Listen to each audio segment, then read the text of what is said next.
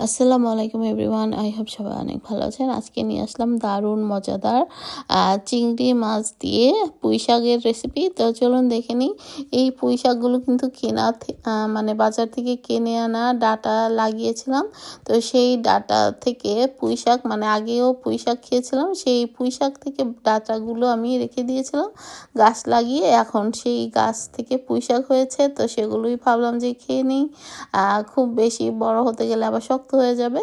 তো যাই হোক, এখানে আমি এখন রান্না করা শুরু করে দিলাম।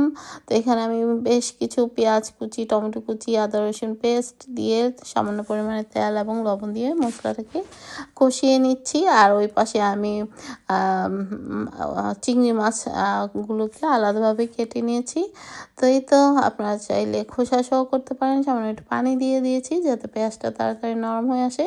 তো ভাবলাম যে একসঙ্গে গুঁড়া মশলাগুলো দিয়ে দিই। তো হলুদ গুঁড়ো, ধনে, মরিচ, কারি পাউডার, জিরা পাউডার সমস্ত কিছু দিয়ে এটাকে আমি ভালো মতো কষিয়ে নিচ্ছি। আপনারা হয়তো ভাবছেন শাকের মধ্যে কেউ টমেটো খায় কি না, তবে আমার মতো একবার রান্না করে খেয়ে দেখবেন, খুবই ভালো লাগে। টমেটোটা অ্যাড করলে আমার কাছে মনে হয় যে স্বাদটা আরও দ্বিগুণ বাড়ে।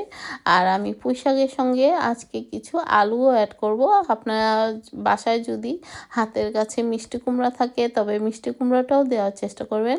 খেতে অসাধারণ লাগে পুঁই শাক মিষ্টি কুমড়া এবং আলু দিয়ে। তো যাই হোক, আমার আজকে মিষ্টি কুমড়া ছিল না, তো আলু অ্যাড করেছি মাত্র দুজনের জন্য। মানে যতটুকু প্রয়োজন অতটুকুই রান্না করছি, কম করে। তো শাক তো খুব একটা বেশি না, রান্নার পরে আরও কমে যাবে। তো যাই হোক, দেখতেই পাচ্ছেন মশলাটাকে একদম, পেঁয়াজগুলোকে আমি থেতো করে নিচ্ছি। আপনারা চাইলে পেঁয়াজ বাটাও অ্যাড করতে পারেন, তবে আমি বেটে পেঁয়াজ বাটা দিয়ে আমি রান্না খুব একটা করি না, আমি এভাবেই করি। তো এই তো মশলাটাকে একটু থেতো করে নিচ্ছি। তো পুঁই শাক আমার অনেক ফেভারেট। তো পুঁই শাক খেতে কার কার ভালো লাগে অবশ্যই কমেন্টস করে জানাবেন। তো এই পর্যায়ে দিয়ে দিলাম পুঁই শাক, কেটে রাখা পুঁই শাক এবং আলুগুলো। তো সমস্ত কিছু দিয়ে দিব এখানে আমি চিংড়ি মাছগুলো। আর এখানে আমি চিংড়ি মাছ আপনারা চাইলে খোসা সহ রাখতে পারেন। তো আমি খোসাটা ফেলে দিলেই পছন্দ করি। আর খোসা সহ দিলেই দেখতে হয়তো বড় বড় আর মানে খেতে সুবিধা হয়, দেখতে সুন্দর হয় আর কি। কিন্তু আমার কাছে মনে হয় যে ছুলে দিলেই বেটার। তো এই তো, এখানে আমি চিংড়ি মাছগুলোকে এভাবে দিয়ে দিলাম।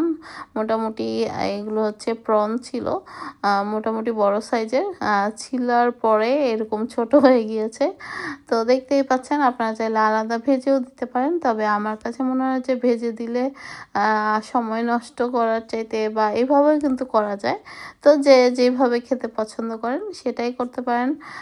এভাবেও মশলা, মানে শাকের সঙ্গে আমি কষিয়ে নিচ্ছি। শাক মশলাগুলো একসাথে ভালো মতো কষিয়ে নিয়ে আমি এর মধ্যে সামান্য একটু পানি ব্যবহার করব। তো পানিটা আপনারা কে কেমন রাখতে চান বা ঝোলের পরিমাণটা সেরকমভাবেই দিয়ে দিবেন, এবং লবণটা। তো এই তো, আর কিছু কাঁচামরিচও আমি এখানে দিয়ে দিব। দেখতেই তো পেলেন মানে শাকগুলো কতটুকু হয়ে গিয়েছে। তো যাই হোক, তারপরেও নিজের কাছে সবজি বলে কথা, এতেই অনেক শান্তি। তো খেতে কিন্তু সুস্বাদু হয়েছে, মাশাআল্লাহ, খুবই সুন্দর হয়েছে। আল্লাহ হাফেজ, থ্যাংক ইউ ফর ওয়াচিং।